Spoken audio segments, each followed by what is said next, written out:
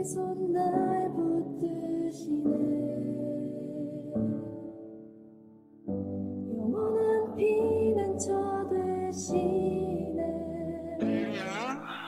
반갑습니다. 우리 반갑게 인사 나누겠습니다. 반갑습니다. 네, 반갑습니다. 네, 조금 전에 우리 장로님께서 기도하신 것처럼 사실 오늘은 우리 교회가 66주년 되는 참으로 뜻깊은 날입니다. 하나님께서 이 지역에 복음의 씨앗을 뿌려주셨고 그 씨앗의 열매들로 저와 여러분을 이 교회로 불러주셔서 함을 섬길 수 있는 은혜를 주셨지요. 그렇기 때문에 이 주일은 늘 똑같은 주일이 아니라 우리가 각자가 다시금 하나님 앞에서 우리의 삶을 비춰봐야 할 때인 것 같습니다. 66년의 시간 동안 정말 많은 보이지 않는 우리가 알지 못하는 믿음의 선진들의 기도가 있었을 것이고 수고와 헌신과 땀방울이 정말 새겨져 있었기에 오늘날 이 귀한 교회가 지금까지 든든히 세워진 줄 믿습니다. 앞으로 67년, 68년, 아니 100년 그 이상 넘게 우리 교회가 이 지역에서 복음을 증거하는 데 부족함이 없는 교회로 거듭날 수 있도록 우리가 믿음 안에서 세워지고 우리 한 사람 한 사람이 복음에 거치는 돌이 아니라 디딤돌의 역할을 감당할 수 있는 저와 여러분이 되기를 이 시간 주님의 이름으로 간절히 축복합니다. 아멘. 제가 매주 하나님 말씀을 봉독하기 전에 힘주하는 말씀이 있습니다. 혹시 아십니까? 제가 성경 오늘 말씀은 어디입니다. 누구가 나오셔서 성경 봉독해 주시겠습니다 라고 한 다음에 그 다음에 제가 힘주어서 하는 말이 있습니다. 혹시 기억하십니까? 네, 그렇습니다. 오늘 우리 주신 하나님 말씀을 경청하시기 바랍니다 라고 저는 얘기하고 있습니다. 제가 의미 없이 하는 얘기가 결코 아니라는 거예요. 우리가 먼저 예배가 시작되고 하나님 말씀 듣기에 앞서서 내가 이 말씀을 하나님 말씀으로 받아들이지 않는다라면 이 시간은 우리들에게 무의미한 시간이 될 수도 있다라는 것입니다. 물론 제가 하는 말이 모두가 다 하나님의 말이니 그대로 해라 라는 의미는 아닙니다. 그러나 중요한 것은 무엇이냐면 오늘 하나님의 말씀이 우리 안에 선포되어져 있고 나는 그것을 경청해야 한다라는 것입니다. 그렇다면 경청이란 과연 무엇입니까? 우리가 흔히 알고 있는 것처럼 경청은 듣기만 하는 것이 경청은 아니죠. 그 속에 깔려있는 감정까지도 읽어내는 것이 바로 경청입니다. 바꿔 얘기한다면 오늘 말씀을 통해서 하나님의 마음을 읽어낼 수 있어야 그것이 제대로 된 경청이라는 것입니다. 저와 여러분이 오늘도 말씀을 예배자에 나와서 하나님 말씀을 경청하죠. 하나님의 마음은 어떤 마음일까? 이 마음으로 우리가 예배에 임하게 될 때 우리는 매 예배 때마다 은혜를 받을 수밖에 없습니다. 그리고 매 예배 때마다 찔릴 수밖에 없습니다. 내가 그 마음에 하나님의 마음을 다 갚지 못함에 죄송스럽고 내가 말씀대로 살지 못함에 부끄럽고 그 마음이 말씀을 통해서 우리를 찌르게 된다는 것이죠. 그렇기 때문에 제가 경청하라는 말의 의미는 귀로만 듣지 말고 마음으로 듣고 무엇보다도 하나의 마음을 읽어내라라는 의미로 말하고 있는 것입니다. 그리고 조금 전에 제가 말씀을 다 읽고 나서 이 말씀은 우리에게 주시는 하나님의 말씀입니다라고 믿음으로 선포했습니다. 그러면 회중은 하나님 감사합니다라고 회답해야 하는 것이죠. 다음 주부터 제가 성경 봉독자가 봉독을 하고 난 이후에 이 말씀은 우리에게 주시는 하나님의 말씀입니다라고 말하면 우리 회중 되시는 성도님들께서는 하나님 감사합니다라고 고백하면서 그 말씀을 받아들이시기 바랍니다. 그리고 성경을 읽을 때 무엇보다도 거기서 나를 읽어야 합니다. 나를 발견해내야 하는 것이죠. 다른 사람 생각하지 마십시오. 이 말씀은 누군가를 위한 말씀이구나. 딱 그 사람이야. 아닙니다. 바로 나입니다. 말씀을 통해서 나와 상관없는 이야기로 읽는다라면 그 성경을 읽는 의미가 없습니다. 내가 아무리 성경을 백독한들 천독한들 그 말씀 안에서 나를 찾지 못하면요 그것은 지식밖에 되지가 않습니다. 내가 성경에 대해서 이만큼 합니다. 그런 의미가 없다라는 것이죠. 성경은 지식을 위한 책이 아니라는 거 잘 알고 있지 않습니까? 성경에서 나를 발견하지 않는다라면, 성경의 인물 속에서 내 모습이 보이지 않는다라면 나는 뭔가를 놓치고 있는 것입니다. 성경에서 오늘 등장인물 속에서 내 모습을 발견해내야 합니다. 그렇다면 그런 방법 중에 하나가 바로 이런 것이 있겠지요. 나 같았으면 어떻게 했을까? 나라면 그 상황 속에서 과연 어떻게 했을까? 한번 스스로에게 물어본다라면 그 말씀이 선명하게 나에게 적용되어질 것입니다. 오늘 말씀을 전하고 있는 사람은 누구입니까? 베드로이지요. 베드로가 어떤 사람입니까? 예수님의 수제자였습니다. 혈기왕성한 사람이라고 얘기합니다.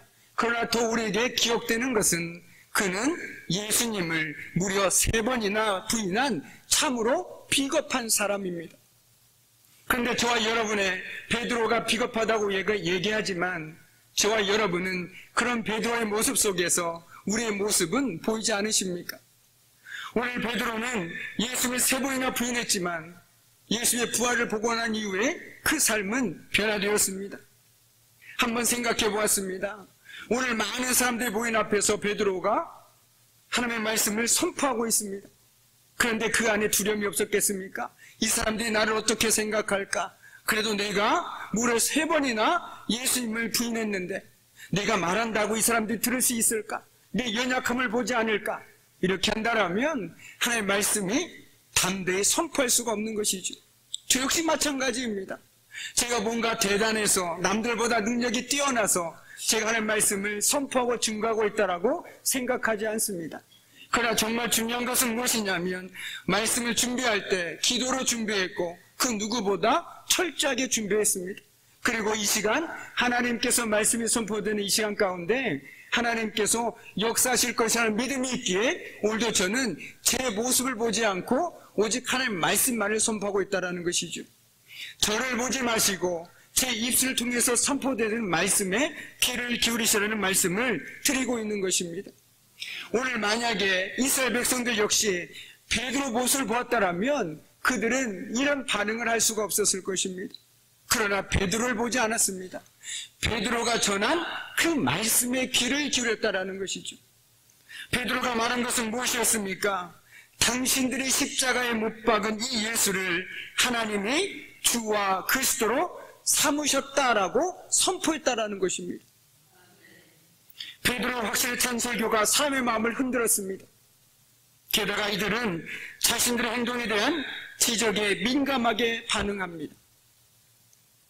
예수님의 죽음에 대한 죄책감이었을 것입니다. 베드로의 설교를 들은 많은 사람들이 마음에 찔렸습니다. 이것이 바로 말씀을 듣는 우리들의 바른 태도라는 것이죠. 내가 말씀을 듣는데 찔림이 없다. 지금 뭔가 놓치고 있는 것입니다. 말씀은요, 우리의 혼과 영과 관절과 골수를 찔러 쪼갭니다. 그래서 사람은 몰라도 누구보다 나 자신은 잘 알지 않습니까? 말씀 앞에서 나를 잘 알지 않습니까? 그렇다면 찔릴 수밖에 없는 것이죠. 아, 저 사람이 바로 나였구나. 저 못된 사람이 바로 나였구나. 예수를 부인했던 베드로가 바로 나였구나. 아니, 그는 적어도 부활을 보았다라고 믿고 변화된 삶을 살았지만 나는 여전히 하나님 믿는다고 고백하면서도 똑같이 살아가고 있다라면 얼마나 부끄럽습니까? 얼마나 찔립니까? 오늘 말씀에 뭐라고 되어 있습니까? 그들이 듣고 마음이 찔려서 베드로와 다른 형제들에게 형제들아 우리가 어찌할꼬라고 질문했습니다. 저와 여러분이요, 말씀을 들을 때 이 질문이 늘 함께 따라와야 되는 것입니다. 주님, 내가 어떻게 해야겠습니까? 이 질문이 없다라면 우리 신앙은 늘 제자리 걸음입니다. 늘 거기서 거기입니다. 내 마음에 쏙 드는 설교는 은혜가 되지요. 은혜다. 그러나 오늘따라 말씀이 찌릅니다. 왠지 잔소리 같고 훈계 같고 듣기 싫습니다. 은혜가 안 됩니다. 그런데 실상 그 뒤에 것이 더 은혜되는 설교라는 것을 우리는 놓치고 있다는 것이죠. 왜 그렇습니까? 말씀은 혼과 영과 관절과 골수를 찔러 쪼갠다라고 성경은 분명하게 기록하고 있지 않습니까? 그런데 그런 능력 있는 말씀이 선포되어지는데 내 마음에 아무런 변화가 없다. 찔림도 없다.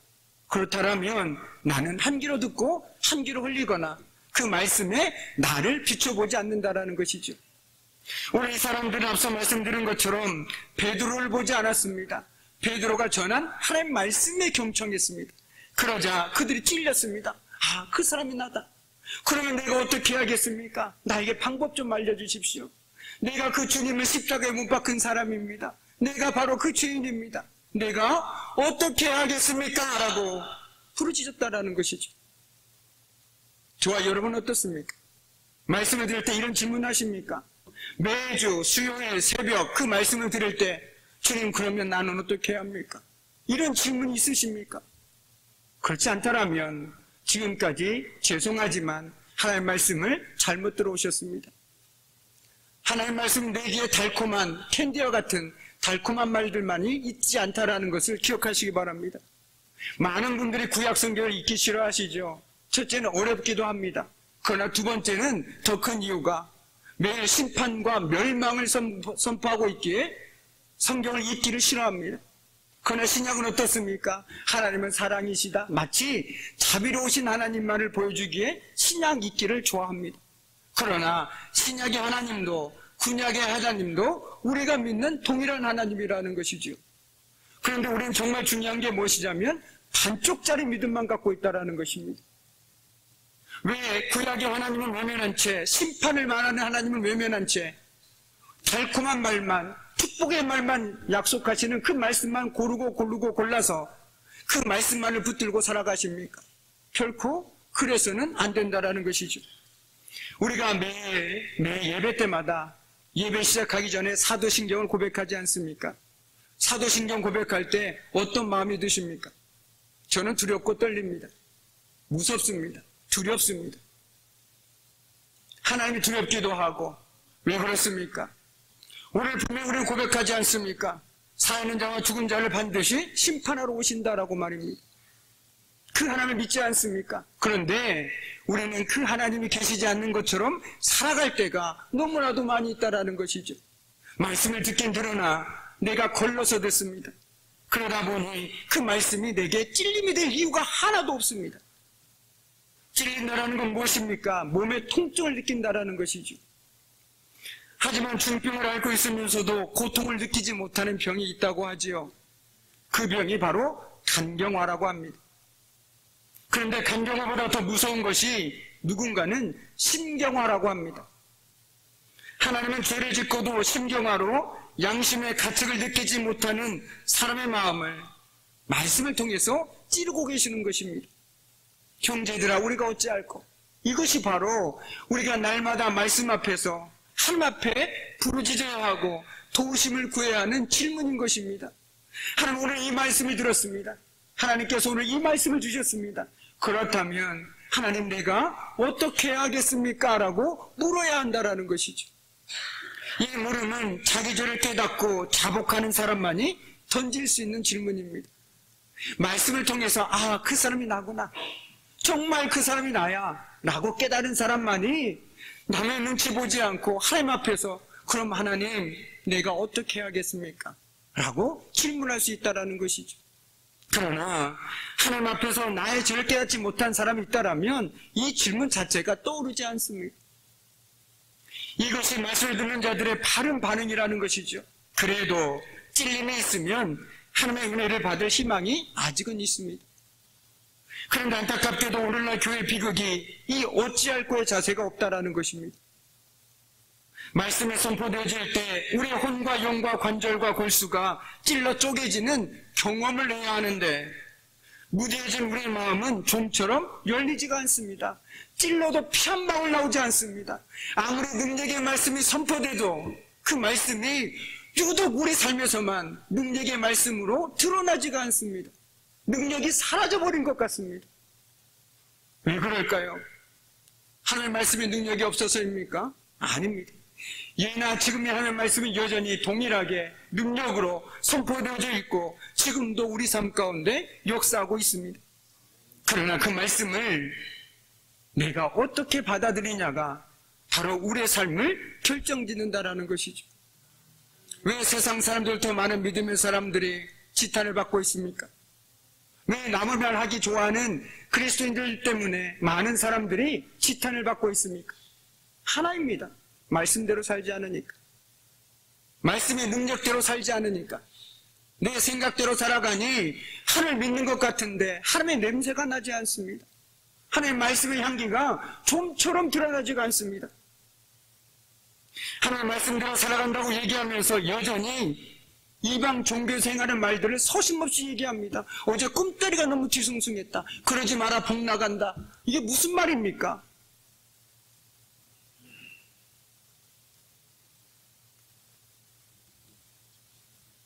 재수가 없었다, 운이 없었다, 다 이렇게 얘기합니다. 그것이 과연 신앙적인 언어입니까?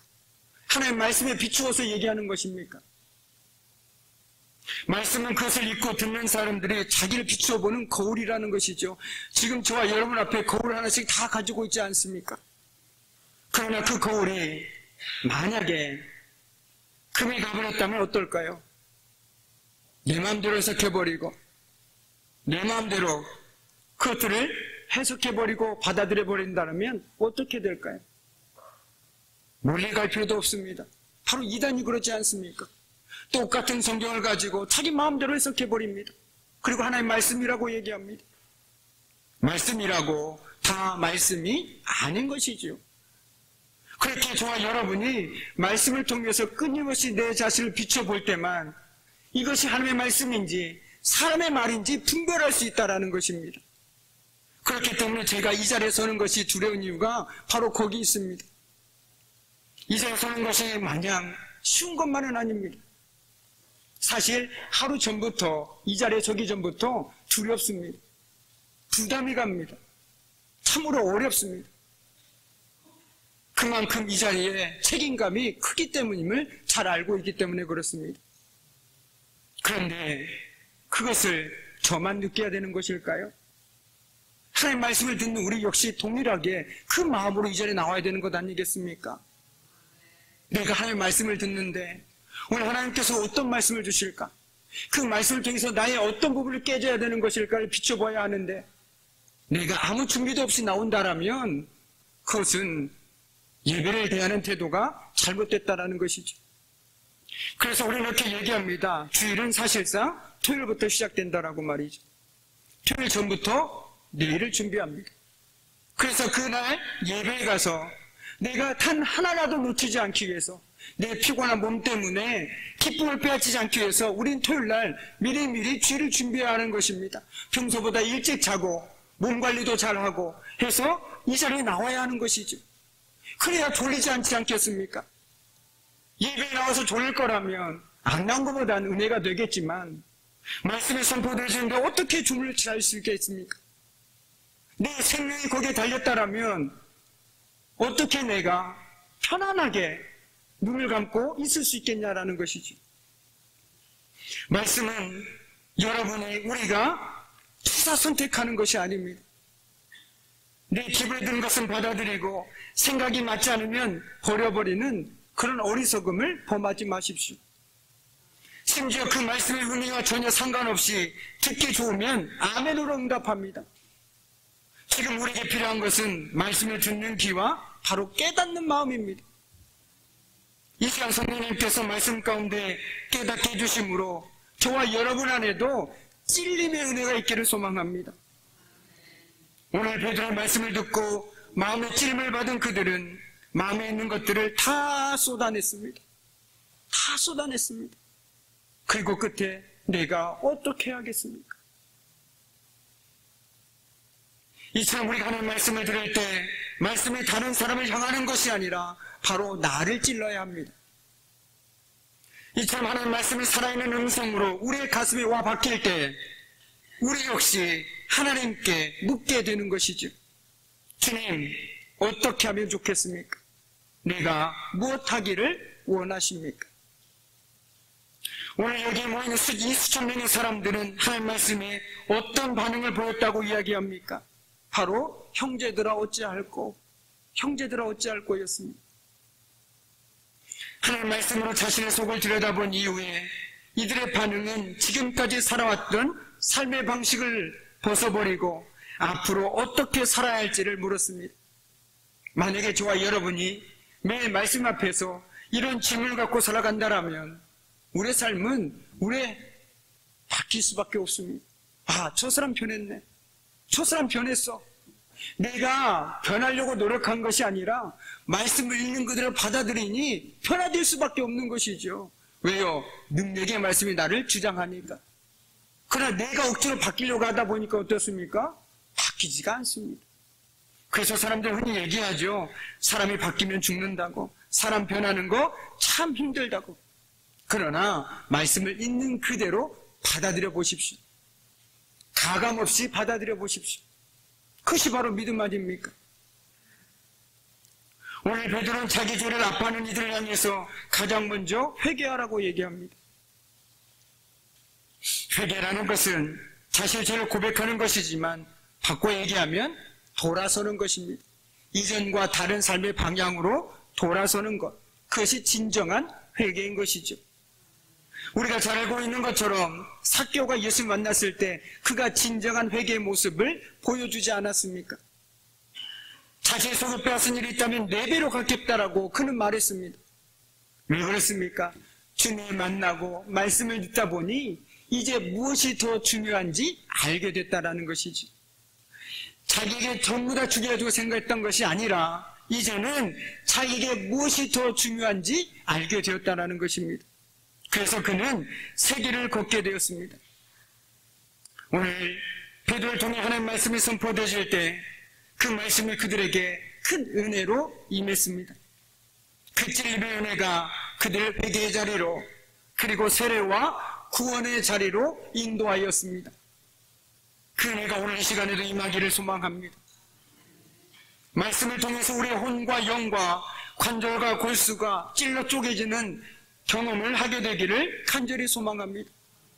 내가 바로 예수를 십자가에 못 박은 그 죄인이었음을 깨닫고 주님, 내가 어떻게 살아야 하겠습니까? 주님, 이제 내가 어떻게 해야 하겠습니까? 그 질문을 통해서 말씀에서 깨지고 부서져서 언제나 주님 앞에서 말씀 앞에서 살아가는 저와 여러분의 복된 삶 되기를 주님의 이름으로 간절히 축원합니다. 아멘. 기도하겠습니다. 하나님 아버지, 오늘 베드로를 통해 하나님 말씀을 선포되어질 때에 그 말씀이 그들에게 큰 찔림으로 임하였습니다. 그 찔림의 은혜는 그들의 회개의 자리로 그리고 세례와 구원의 자리로 인도하였습니다. 그 은혜가 오늘 이 시간에도 임하기를 소망합니다. 주님, 우리도 말씀을 통해 우리 혼과 영과 관절과 골수가 찔러 쪼개지는 경험을 하게 하여 주옵소서. 말씀을 통한 찔림의 은혜로 깨지고 부서져서 옛삶을 정리하고 주님 앞에 돌아가는 놀라운 은혜가 있게 하여 주옵소서. 예수님의 이름으로 기도드립니다. 아멘. 이제는 우리 주 예수 그리스도의 은혜와 아버지 하나님의 말할 수 없는 사랑하심과 주님의 사귐과 임재와 다스리심이 말씀을 통한 찔림의 은혜로 깨지고 부서져서 옛삶을 정리하고 주님 앞에 돌아가는 놀라운 일 누리며 살아가기를 결단하는 사랑하는 성들의 삶과 그들의 가정과 일터와 사업장 위에 이제부터 영원토록 함께 하시기를 간절히 축원하옵나이다. 아멘.